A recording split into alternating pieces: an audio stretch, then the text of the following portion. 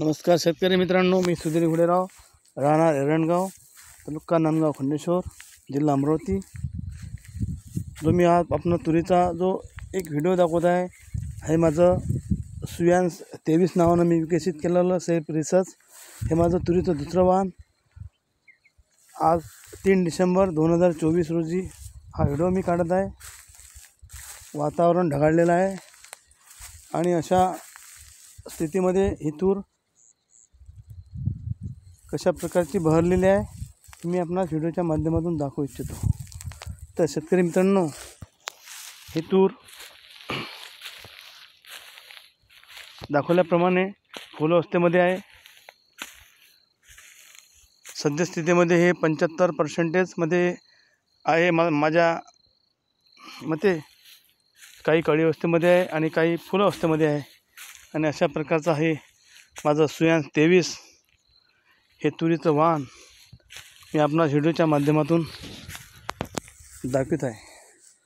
तर मित्रांनो,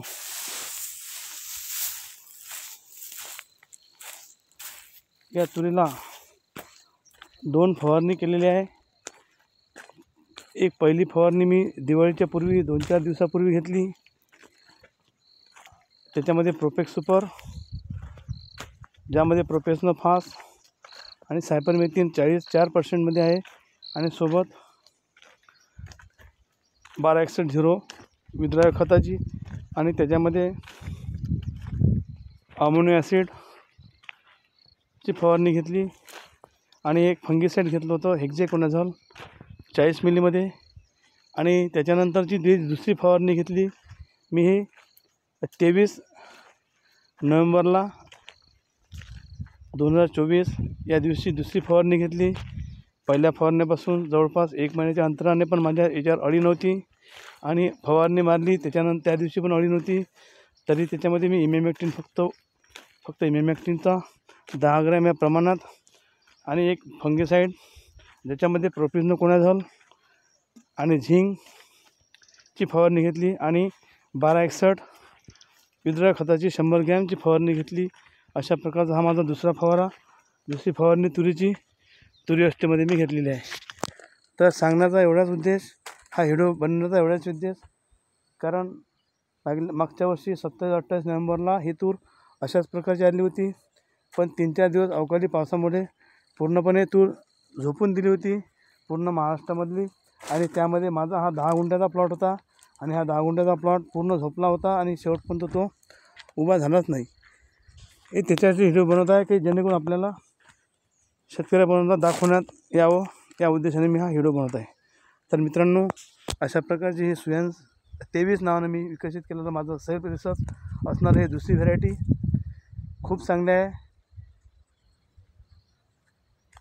याच्यावर यावर्षी काही असे प्रयोग करून याची हाईट वगैरे कमी केली आहे, कारण मागच्या वर्षी खूप वाढली होती आणि अशा प्रकारची ही वळ मागच्या वर्षी मॅच झाली होती 10 फुटामध्ये। यावर्षी मी जे डिस्टन्स कमी केलं आहे, हे असे माझे प्रयोग आपण पाहू शकता कशा प्रकारे लांब लांब शेवरे काढलेले आहे आणि शेवऱ्याची पण उंची कमी केली आहे माझ्या प्रयोगानुसार। आणि असे प्रयोग मी करत असतो। आणि फुलगड पाहू शकता, कुठे फुलगड आहे का? 80-90% तूर फुलावर असताना पण फुलगड नाही, हे विशेष। आणि अशा प्रकारचे माझे हे प्रयोग मी आपणा शेतकऱ्यापर्यंत दाखवण्याचा माझा प्रयत्न असतो। आपण पाहू शकता फुलगड कुठे झाली का, तूर किती फुलावर झाली आहे हे पाहू शकता। असे माझे यशस्वी प्रयोग मी आपणा शेतकऱ्यापर्यंत यूट्यूबच्या माध्यमातून दाखवण्याचा हा माझा प्रयत्न असते। तर शेतकरी मित्रांनो, व्हिडिओ आवडल्यास लाईक करा, चॅनलला सबस्क्राईब करा आणि इतर शेतकऱ्यापर्यंत माहिती शेअर करत जा। धन्यवाद। जय जवान, जय किसान।